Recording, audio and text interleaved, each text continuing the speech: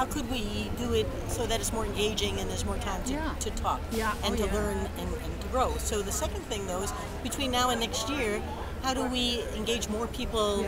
I mean, you mentioned blog. I actually think a Facebook group is a natural, better than LinkedIn because it's easier to post stuff on Facebook. Well, I was going to say we have 7 minutes, and I really would like that Judith and Marsha introduce each other, because at 4 o'clock we start again, and I have to go to the ladies. So.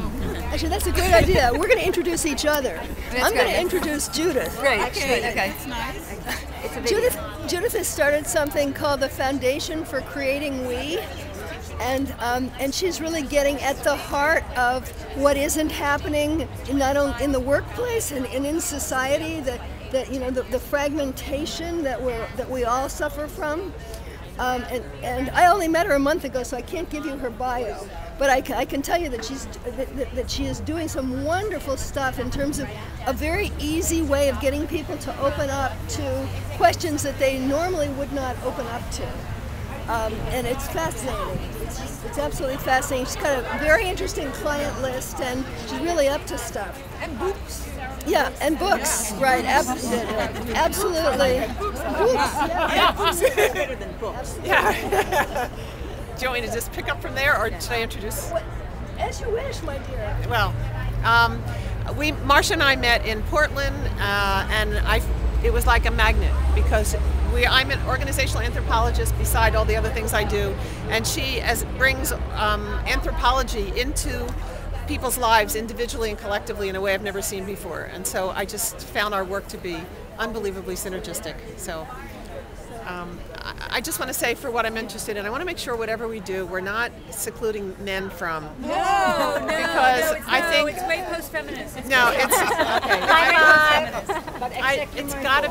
got to be about the dialogue that needs to take place. Absolutely. And I think there's room, because like David Amen and people like that who have said, oh, the women's brains he does a lot of work in men and women's, but they're not all right from what I'm learning. And so there's old stuff out there. Right. I would love us to be able to start collecting some of the newest thinking, raise some good questions, put the questions on the table, like, why are we doing this? What do we want this work to do?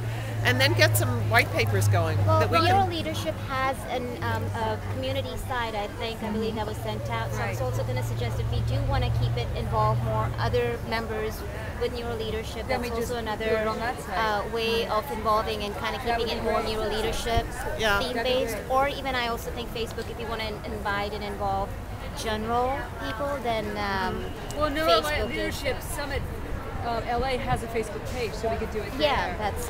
one thing I would say, though, what's really interesting about this, and this is why men would be interested, is the hormonal issue is so big in neuroscience, and it speaks to that distinction, and so... I have 2 newsletters that I've already written on power and influence in women that I'd be glad to put out in this group, as well as an article on the neuroscience of gender intelligence that I'd be glad to put out as a start for this. To give us some issues to start to think about, right, a platform. But I think creating a strong platform, so we're not like the old way of studying this, but we're really, really religiously looking at the issues and why it's different now. And we're much more interactive to form wisdom circles. In spite of... from what I've heard, in spite of what's happening, women still, it gets less and less at the top, even though there are more and more that are getting in there and getting on boards. It's still, there's something that isn't being cracked yet.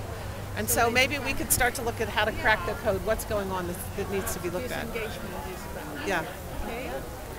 And you come back and talk more about what you're doing, because you're doing. So I'm a business anthropologist, and I've been working for myself for 30 years. And I just took it upon myself, as only a baby boomer would, to reduce the suffering that people experience in commerce. Just a small thing. So I am in the trenches with business people. I'm not doing any research. I do a lot of writing, and of course, my website is my blogs are available to anybody who wants to do guest blogging. And I'm writing on the subject right now of forging a synthesis of neuroscience, business anthropology, and the martial arts, because it allows for the resilience that we need in this moment when people are suffering so much. And I'm bringing that into my client organizations, and I've started doing workshops again, because people are just starving for this. What do we do in this moment? Because why? Because the brain shuts down. We know this now, right? We don't get smart when we feel threatened, we get stupid. So what can we do as leaders to help people be smart in this moment?